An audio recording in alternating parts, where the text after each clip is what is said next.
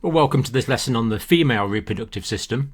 We want to start off by looking at the external female genitalia, then think about the internal genital structures, and then relate this to the processes of conception and gestation. So thinking first about the external female genitals, these consist of the labia majora, the labia minora, the clitoris, vestibule, vestibular glands, vaginal orifice and hymen. And collectively this area is described as the vulva. The internal organs of the female reproductive system are also located in the pelvis, and the principal structures involved are the vagina, uterus, two uterine tubes formerly called fallopian tubes, and the ovaries. But let's first think about the external genital structures.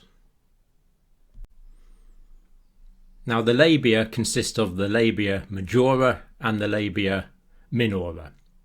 The labia majora are two large longitudinal folds composed of skin, fibrous tissue and adipose tissue. And labia refers to lips and majora means larger.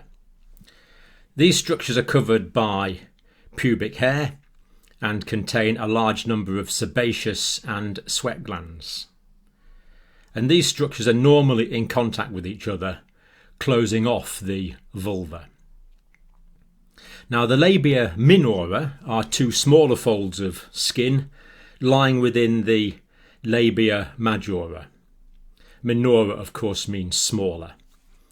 And these structures do not have pubic hair or contain fat like the labia majora, but do contain sebaceous glands. Oily sebum produced by these glands help to lubricate the area and form a barrier against infection. The longitudinal cleft between the labia minora is termed the vestibule. Posteriorly, in the vestibule is the opening of the vagina. Anteriorly, that is towards the front in the vestibule, but posterior to the clitoris is the urethral orifice. Now there are also two vestibular glands, formerly called Bartholin's glands, one located on each side of the vaginal opening.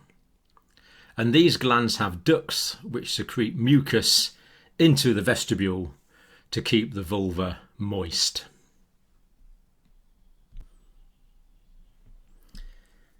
The clitoris, which is very sensitive, is the structure located at the anterior junction of the labia minora. So it's towards the front of the labia minora. And the clitoris is homologous to the male penis. It is a small cylindrical mass of erectile tissue. The external exposed part of the clitoris is the glans clitoris. So in the same way there's a glans penis, there's a glans clitoris. Many sensory nerve endings are located within the clitoris. In appropriate emotional situations, the clitoris is the principal sensory structure which stimulates a female orgasm. An orgasm describes the climax of the pleasurable sensation associated with sexual activity. Now, in some cultural situations, the clitoris is unfortunately mutilated, and as healthcare professionals, this is something that we have absolutely nothing to do with and always seek to combat. The hymen is a thin layer of mucous membrane which occludes the opening of the vagina in young girls. However, it must be incomplete to allow menstrual flow and may be completely disrupted if tampons are placed into the vagina. It may also be disrupted by exercise or gymnastics or other physical activity. The perineum is the area inferior to the pelvic floor, below the pelvic floor, between the thighs and buttocks in both male and female. The anterior part is called the urogenital triangle and contains the root of the external genitalia in men and the openings of the urethra and vagina in women. Posteriorly, the anal triangle contains the anus. The mons pubis is the anterior area covered with pubic hair above the female genitalia.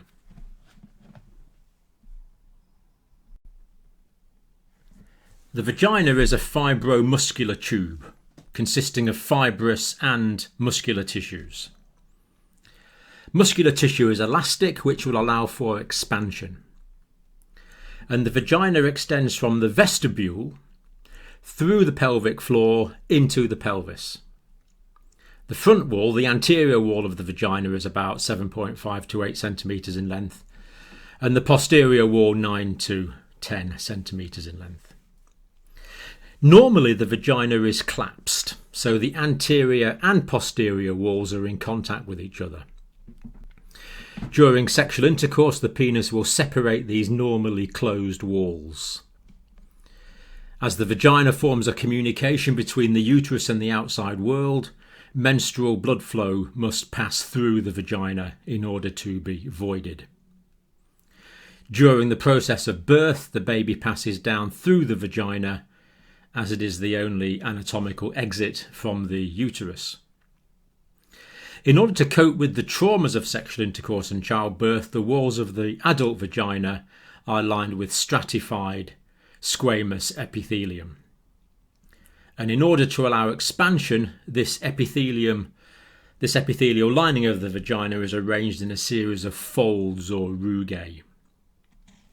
Now, from puberty to menopause, the vagina is heavily colonized with bacteria, and these actually ferment glycogen to form lactic acid.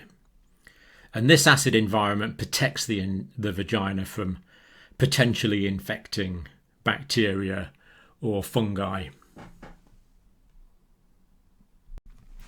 So this gives us a little more idea of the anatomy looking from inside. We see the pelvic bones, we see the fifth lumbar vertebrae, and we see that the floor of the pelvis is covered by these pelvic floor muscles. And posteriorly towards the back we see the rectum, the anus in cross section there. That's probably the junction between the rectum and the anus that we can see there. Then moving forward we see the vagina, and moving anteriorly again, moving forward more, we see the urethra. So we see the rectum, vagina and urethra moving from the posterior to the anterior direction. Now the uterus is pear-shaped and it's hollow. It's a muscular organ, and it lies in the pelvic cavity between the bladder to the front, so the bladder is anterior, and the sigmoid colon is posterior. The sigmoid colon is behind. During pregnancy, the uterus is the place where the developing fetus is situated from the time of implantation to delivery. The uterus is divided into three areas: the fundus, body and cervix. The fundus is the domed part above the opening of the uterine tubes. Below this is the body of the uterus, which is continuous with the uterine tubes. The cervix has a narrow central channel which connects the body of the uterus with the vagina. And the lower part of the cervix projects into the vault of the vagina.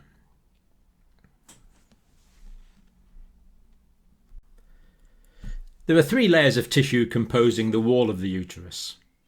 The outer layer is termed the perimetrium. The portion covering the fundus of the uterus is composed of peritoneal membrane.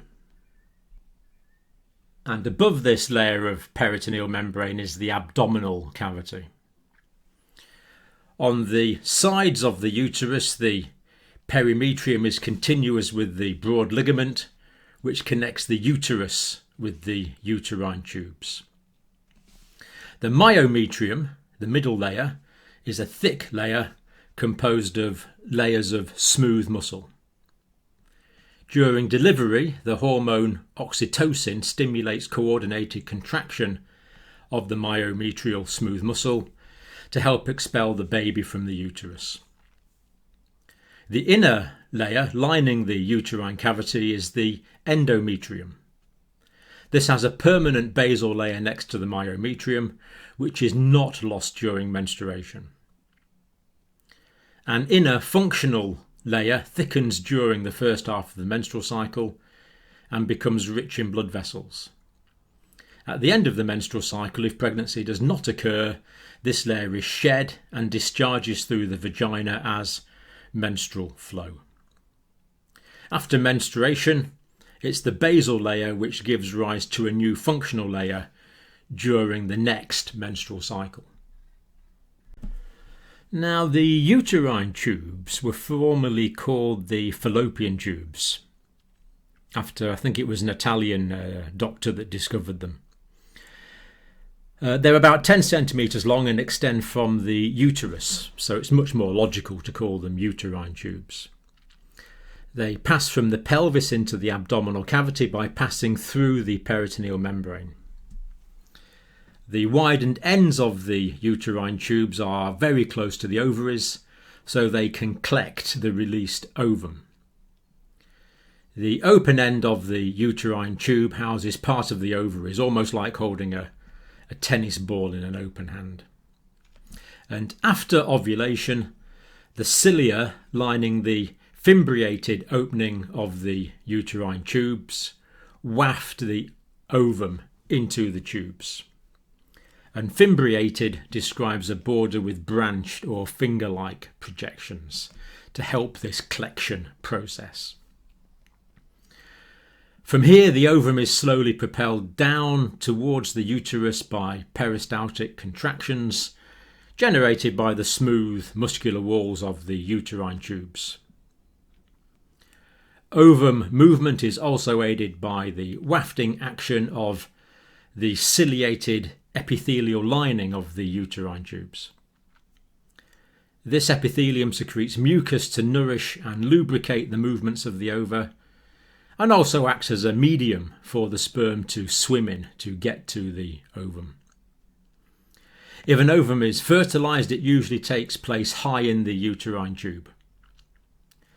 The zygote, which is formed by the fusion of a sperm and ovum, is then propelled towards the uterus, and it develops on the way prior to implantation in the uterus. Now, the ovaries are the female gonads. Gonads is a collective term which describes the testes and the ovaries, the organs which produce the haploid reproductive cells with 23 chromosomes each. Ovaries are situated on either side of the uterus, to which they are attached by the ovarian ligament. And the ovaries have two functions. They produce the female sex hormone, or the female sex hormones, estrogen and progesterone, and they also produce and release the ova. The inner part of an ovary is termed the medulla, consisting of connective tissue, blood vessels, lymphatics and nerves. The outer layer of the ovary is the cortex, where the ova develop and from where they are released. And when a baby girl is born, her ovaries already contain all of the immature potential ova she will ever produce. These potential ova are surrounded by a single layer of follicular cells, and together they form a primordial follicle. Follicle just means little bag. And later on, these will develop, hopefully one every 28 days, as part of the normal menstrual cycle. So now we want to go on and think about the ovarian cycle, also called the menstrual cycle. Now, the monthly sexual cycle is sometimes called the ovarian cycle, but also called the menstrual cycle or the endometrial cycle. And the purpose of the ovarian cycle is to prepare the lining of the uterus to receive a fertilized ovum. If an ovum is fertilized, it implants itself in the prepared vascular endometrium. As the endometrium is vascular, it's able to provide oxygen and nutrients for the developing embryo until the placenta develops. Now, an average ovarian cycle is 28 days long, although there can be considerable variation in this time. Day 1 of the menstrual cycle is defined as the first day of menstruation because it's obvious when this occurs. The first half of the menstrual cycle is termed the follicular phase, and this phase ends with ovulation, which typically occurs on day 14, although of course this may vary as well. And the second half of the cycle is termed the luteal phase and continues from ovulation to the onset of the next menstrual period. And actually it's this second half of the menstrual cycle which is most consistently around 14 days. So if a cycle was 30 days, ovulation probably occurred about day 16. And it's possible to intimate this by looking backwards, but we can't use this, unfortunately, as a way to forecast when ovulation is likely to occur. So what I've sketched out here is a typical ovarian cycle, also called a menstrual cycle. And this cycle goes from day 1 to day 28. And in the middle, we have day 14. And we're going to start off by considering an idealised menstrual cycle. So how do we know when the menstrual cycle begins? Well, that's quite easy because we have the onset of menstruation on the first day of the menstrual cycle, and that will go on for the first 5 to 7 days of the menstrual cycle. As the endometrium formed the previous month is discharged, or the inner lining of the endometrium formed the previous month is discharged through the vagina. So day 1 is the day that menstruation is first noted. And then of course the end of the menstrual cycle will be when the menstruation occurs again at the start of the next menstrual cycle. So that will be day 28. Now, ovulation classically occurs on day 14 of the menstrual cycle. So the ovum will release, or the ovum will be released from the ovary on day 14 of the idealised menstrual cycle. Now, it's interesting that sperm can live inside the female genital tract for perhaps up to 5 days. So if that was day 7 there, that would be day 9.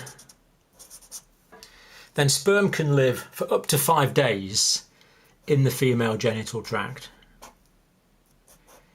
And certainly they can readily live for up to 3 days. That would take us up to day 11. So sperm can live for up to 5 days and certainly easily live for 3 days and remain in very viable numbers. When you're discussing this, it depends whether you're wanting to optimise conception or to minimise conception. Let's think about, first of all, minimising conception.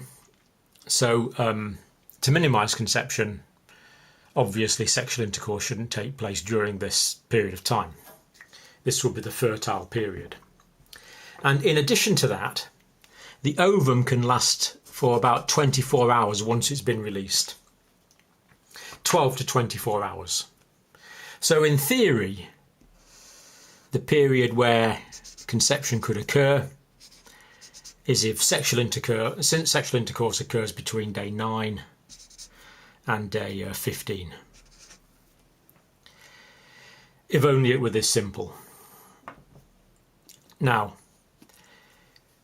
of course, menstrual cycles are not consistently 28 days, with ovulation occurring exactly on day 14. Now, it's true that the second half of the menstrual cycle, day 14 to day 28, does tend to be fairly consistent. So that means that if a menstrual cycle lasted for 30 days, as it could well, and the last half of the menstrual cycle was indeed 14 days, then in that 30-day menstrual cycle, ovulation would have occurred on day 16. But of course, we don't know that till the end of the month, with the start of the next cycle. Conversely, the menstrual cycle 1 month could be 26 days. And given that it's the second half of the menstrual cycle that tends to be consistent, if it was a 26-day menstrual cycle, that means in that cycle ovulation would have occurred on day 12, which of course pushes everything back. But of course we don't know that until the next menstrual period comes along. And menstrual cycles can vary really quite dramatically. So to use this as a means of contraception is a complete non-starter. This is not a safe, viable means of contraception. And if you're a healthcare professional or a teacher, teach young people this, that even as experienced clinicians, we're not really smart enough to work out when the safe period is. So certainly non-professionals are not going to be able to do that because we can't do it. So we can't use this as a means of contraception. It does say when fertilization is more likely to occur or less likely to occur, but we can never know. So as a means of contraception, we do not teach this. But of course, people want to conceive sometimes. So to maximize the probability of conception, what sort of advice should we give people? Well, if ovulation occurs on day 14 and the sperm remain very viable inside the female genital tract for 3 days, then I think you can see that anything from day 11 and the ovum lives for 12 to 24 hours after it's been produced. I think you can see that the time when conception is most likely to occur is if sexual intercourse occurs from day 11 to day 14.5. That's the time that conception is most likely to occur. And it's probable that conception is most likely to occur if the sperm are already waiting high in the fallopian tube. So the sperm will be deposited high in the vagina. The sperm will have to travel through the cervix, through the uterus, up into the fallopian tube, because conception occurs high in the fallopian tube. What we should call the uterine tube, actually. Bad habit. We should now call it the uterine tube. Now, the sperm probably take between, well, we don't really know actually, probably between an hour and 12 hours to be able to swim up into the high fallopian tube, but sometimes that can be aided by active muscular contractions of the cervix and the uterus.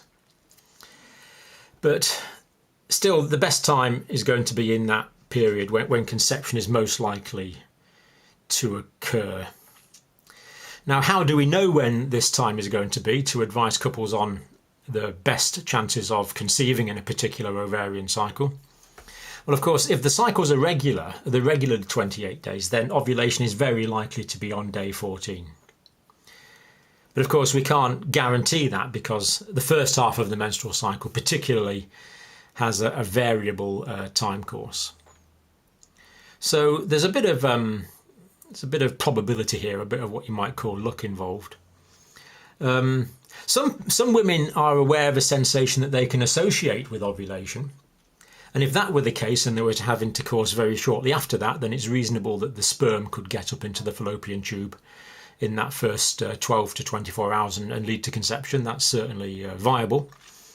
Many women don't have a physical sensation, though, associated with ovulation. Sometimes in the days before ovulation, the temperature will go down a little bit and then the temperature will rise a little bit, not much more than 0.5 degrees centigrade. In fact, not even that. 0.2 or 0.3 of a degree centigrade. So there can be a slight blip in temperature associated with ovulation. That can be observed for with accurate recordings of temperature. And round about the time of ovulation and just before ovulation, there's a change in the nature of the mucus. There's abundant, clear, stretchy cervical mucus produced to facilitate the passage of sperm at round about this time as well. So sometimes we can educate women to recognise the changes in their mucus, and thereby indicating at which time sexual intercourse will be most likely to generate conception.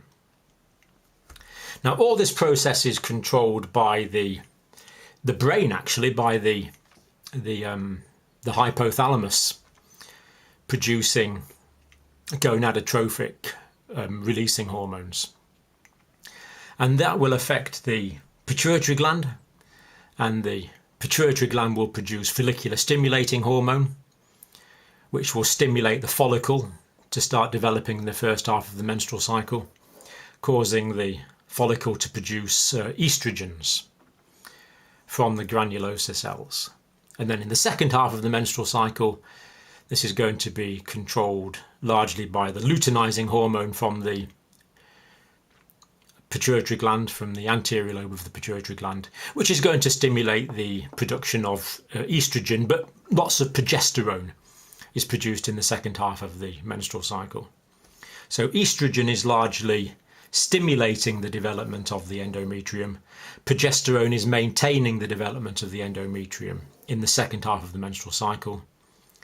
And then when the levels of estrogen and progesterone start to drop towards the end of the cycle, the endometrium is no longer maintained. There'll be vasoconstriction in the endometrium, and menstruation will occur.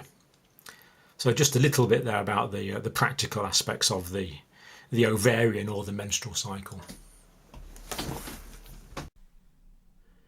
Now, the events of the ovarian cycle are controlled by hormonal signals from the anterior pituitary gland. Coordination of the cycle is essential, as the endometrium must be in a developed condition, ready to receive a fertilised ovum at the appropriate time of the month. A fertilised ovum can only develop and grow into a fetus if it is nourished and oxygenated in the vascular endometrium. Anterior pituitary cells, the cells in the front lobe of the pituitary gland, produce gonadotrophic hormones, particularly follicular stimulating hormone and luteinizing hormone. So gonadotrophic hormones are the hormones which influence the gonads, and in particular follicular stimulating hormone FSH and luteinizing hormone LH. Without the stimulation of the follicular stimulating hormone and luteinizing hormone, the ovaries remain inactive, as is the case during childhood. Each month after puberty until menopause, the anterior pituitary gland secretes follicular stimulating hormone, which stimulates the development of a few primordial follicles. The primordial follicles are the immature ova, which have been present since the birth of a woman. And while 8 to 12 follicles begin to develop every month, only one will progress to become the mature follicle, which will eventually give rise to ovulation. And this is important, as it means that the vast majority of pregnancies result in only one fetus developing. Under the influence of the follicular stimulating hormone, the follicular cells, which are sometimes called granulosa cells, divide. So there's an increase in the number of cells around about the ovum. And eventually a much larger mature follicle is formed. The maturing or the maturation of the follicle is further stimulated by estrogen, which is produced by the follicle itself. The estrogen produced by the developing follicular cells also stimulates the development of the endometrium during the first half of the menstrual cycle. So it's primarily the estrogen produced by these developing follicular cells which cause the increased development and vascularity of the endometrium during the first half of the menstrual cycle. A mature follicle contains many layers of follicular cells, and an internal collection of follicular fluid will also develop.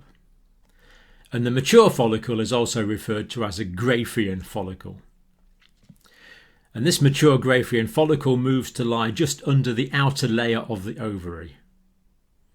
Then, under the influence of another anterior pituitary hormone called luteinizing hormone, LH, the mature Graafian follicle ruptures. And this releases the ovum from the follicle through the surface of the ovary in the process termed ovulation. Ovulation normally occurs from alternative ovaries each month. That is, each ovary will only release an ovum every 2 months. Now, ova are released into the peritoneal cavity but are quickly propelled by the action of cilia into the opening of the uterine tubes. So here we see a primordial follicle which has been present in the ovaries since birth, and it's stimulated by follicular stimulating hormone. This stimulates divisions of the follicular granulosa cells, therefore increasing the size of the follicle. Follicular stimulating hormone also stimulates growth of the ovum itself.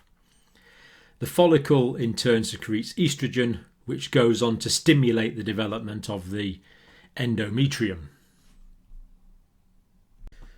Now, in just the few hours after ovulation, there's a marked change in the nature of the follicular cells, which remain in the ovary. So the ovum itself is released, but the follicular cells remain within the tissue of the ovary. And these cells enlarge in size by 2 or 3 times, and they fill with lipids, fatty material, which gives them a yellowish appearance. So there's a change in the nature of the follicular cells into luteal cells. And this change is stimulated by the luteinizing hormone, the yellowing hormone. Luteinizing means to yellow. So luteinizing hormone means yellowing, and that's exactly what happens in this process. And in the 7 to 8 days after ovulation, this mass of cells grows to be about 1.5 centimetres in diameter, and it's called the corpus luteum. And these cells secrete estrogen, but large amounts of progesterone. Most estrogen is produced by the Graafian follicle, and most progesterone by the corpus luteum. So most estrogen is produced in the first half of the menstrual cycle, and most progesterone in the second half of the menstrual cycle by the corpus luteum. And these high levels of progesterone, and to a lesser extent the estrogen, maintain the developed vascular state of the endometrium during the second half of the menstrual cycle. So sometimes it's useful to think of estrogen as the developing hormone and progesterone as the maintaining hormone of the endometrium. Now, if no pregnancy occurs, the corpus luteum degenerates after 12 days, greatly reducing the volume of estrogen and progesterone secreted. And as the levels of these hormones in the blood drop, the lining of the endometrium is no longer maintained, and this allows the endometrium to degenerate and slough away, resulting in the process of menstruation, as the endometrium, or the superficial layer of the endometrium, is discharged through the vagina. So here we see that at ovulation, luteinizing hormone stimulates the release of the ovum from the Graafian follicle, and also converts the follicular cells into luteal cells, which comprise the corpus luteum. So the luteinizing hormone has these two functions. It stimulates the release of the ovum, and it also stimulates the conversion of the cells into luteal cells. After about 12 days, if there's no conception, the corpus luteum degenerates into a small cluster of fibrous tissue called the corpus albicans. But if pregnancy does occur, human chorionic gonadotrophin, HCG, stimulates the corpus luteum to grow to about 2.5 centimetres in diameter and to remain functional for about a further 3 months. Menstruation describes the loss of the necrotic or the now necrotic inner lining of the endometrium with some blood and serous fluid loss. During the follicular, the first half of the cycle, there's an increased development of the endometrium with growth of new blood vessels. At the time of ovulation, the endometrium is 3 to 5 millimeters thick. After ovulation, this developed state is maintained partly by estrogen, but mostly by progesterone produced by the corpus luteum. When the level of estrogen and progesterone fall, due to the degeneration of the corpus luteum, there is a vasospasm of the new blood vessels in the developed functional layer of the endometrium. Combined with loss of hormonal stimulation, this vasospasm leads to necrosis, that is death, of most of this functional layer as it's deprived of its blood supply. Ejection of blood, serous fluid, and the necrosed layer of endometrium is aided by prostaglandins, which promote contraction of the uterine myometrium. It is this contraction of the myometrium which probably gives rise to period pains. Blood loss ceases 4 to 7 days after the onset of a period because the endometrium has re-epithelialized in the next menstrual cycle. So this diagram illustrates the stages of breakdown and development of the endometrium during one ovarian cycle. In the first few days of the cycle, thickness is lost due to menstruation. Endometrial development is stimulated by estrogen from the developing Graafian follicle and maintained by progesterone and estrogen released from the cells of the corpus luteum. The end of the menstrual cycle is noted by the first day, that is day 1 of the next menstrual cycle, and that is noted by the onset of menstruation. So the onset of menstruation is day 1 because that's the day we can clearly identify. Conception refers to the union of a sperm and an ovum to begin a new life. Sperm are released high in the vagina and swim through the cervical canal, uterus and uterine tubes to reach the ovum. If fertilization is going to occur, it normally takes place within 24 hours after ovulation. But it's important to remember the fertile period of the menstrual cycle is longer than this, as sperm can remain viable in the female genital tract for 5 days. This means fertilization can occur as a result of sexual intercourse, which occurred a few days before ovulation. A fertilized ovum passes down the uterine tube and enters the uterus 3 to 4 days after ovulation. Once in the uterus, it's nourished by a glycogen-rich endometrial secretion referred to as uterine milk. Implantation of the fertilized ovum into the endometrium takes place 7 to 9 days after ovulation. So here we see a pregnancy with one large baby not long off the process of birth. But here we notice that there are 2, so this is twins, both fitting into one single uterus.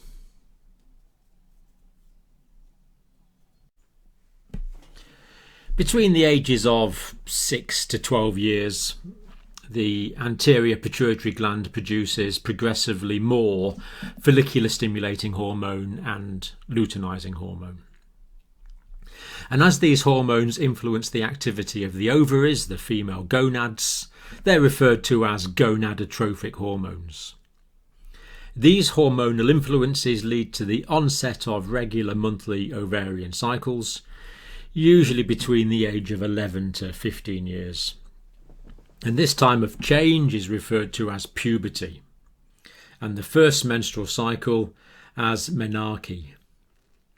Now, during puberty, the secretion of estrogens increases by 20-fold. There's actually three main types of estrogen hormones, so we can call them estrogens collectively. And estrogens stimulate the growth and further development of the external and internal sexual organs. Estrogens also change the vaginal epithelium from a cuboidal in young girls to a stratified squamous type, which is more resistant to trauma and infection. So in young girls, the vaginal epithelium is cuboidal. In women, it is stratified and squamous.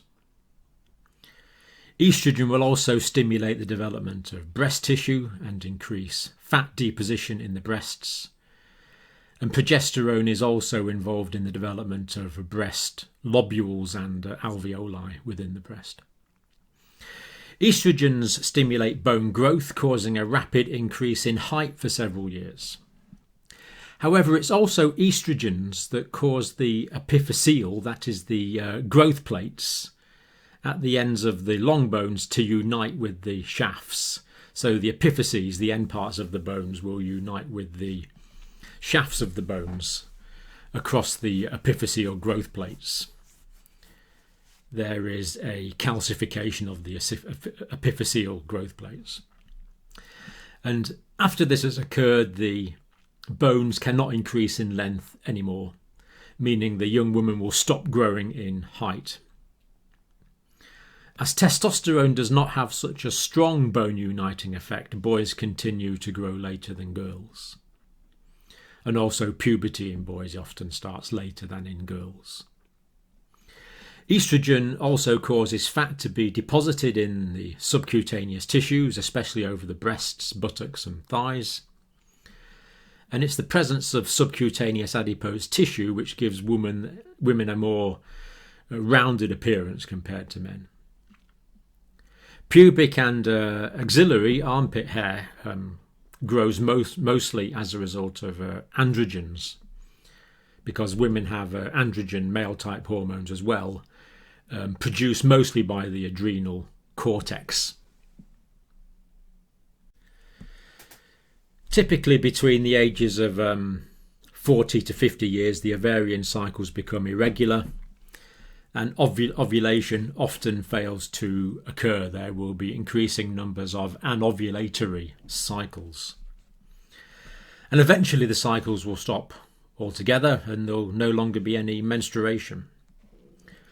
With increasing age, all of the primordial follicles which were present at birth are used up to produce Graafian follicles, or have simply degenerated within the ovary.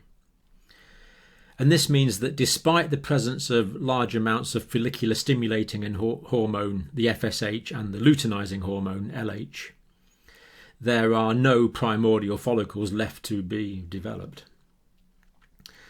And as it's the Graafian follicle and corpus luteum which produce the estrogen, the levels of this female hormone produced by the ovaries is reduced almost to nothing. And this reduction in estrogen levels causes many changes associated with the menopause. As it's estrogen which stimulates bone growth and development, bone density will start to reduce. And in severe cases, this can lead to the condition of osteoporosis, with increasing fragility of bone and increased risk of fractures that's associated with older women. Women also have an increased risk of developing arterial disease after the menopause, such as coronary arterial disease. And the reason for this is that before menopause, estrogen helped to lower cholesterol levels, but after the menopause, the lower estrogen levels allow cholesterol levels to rise. There's probably numerous other factors involved in that as well. And there's transitional features associated with the menopause, such as hot flushes, irritability, fatigue, and anxiety.